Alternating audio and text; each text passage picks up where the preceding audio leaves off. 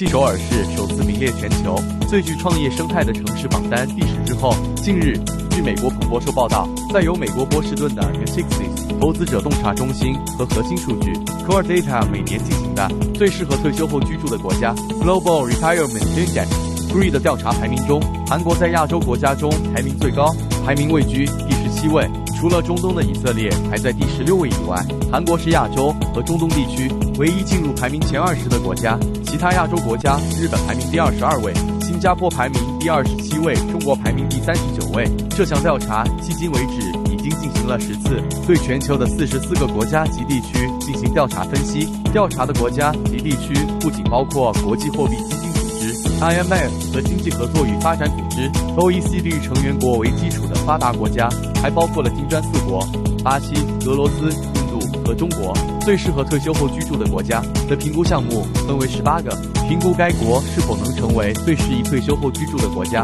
评估的项目除了财政因素外，还需要评估医疗保健的普及性、医疗保健成本、气候、人口幸福度、福利及预期寿命等。韩国在全体排名中位居第17位，比去年的调查结果第23位上升了6个名次。这是亚洲国家中排名最高的，除韩国外，没有亚洲国家进入前20名。韩国在健康生活质量、物质福利、退休资金分别获得80分、59分、68分、73分。报告解释称，韩国在物质福利项中分数上升幅度最大，其理由是在失业率、人均收入等详细项目中表现出了优势。另外，生活质量项目分数上升幅度也较大，因为在环境、幸福指数等详细项目中成绩较为突出。最适合退休后居住的国家中，挪威位居榜首。挪威在前1年的调查中排名第3，但随着5年平均利率的转正，因此排名上升。瑞士、冰岛、爱尔兰、澳大利亚紧随挪威之后，排名第2到5位。在全部排名中，欧洲国家的优势明显，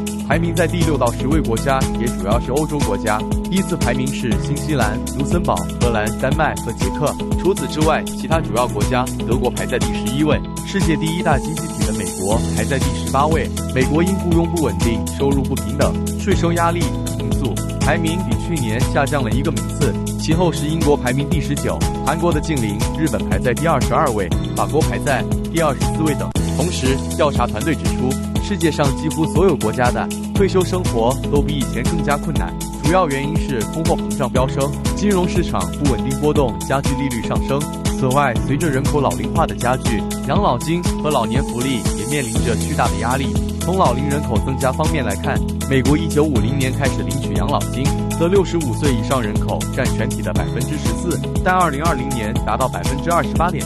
也就是说，结束缴纳后领取养老金的人增加，而缴纳养老金的未达到老年期的人口数却大幅减少。据悉，到2050年，美国的老龄人口比重将达到40.4%。法国外贸银行从2012年起每年进行全球养老指数调查，调查结果作为评判各国是否适合投资的基础资料使用。谢谢，下次再见。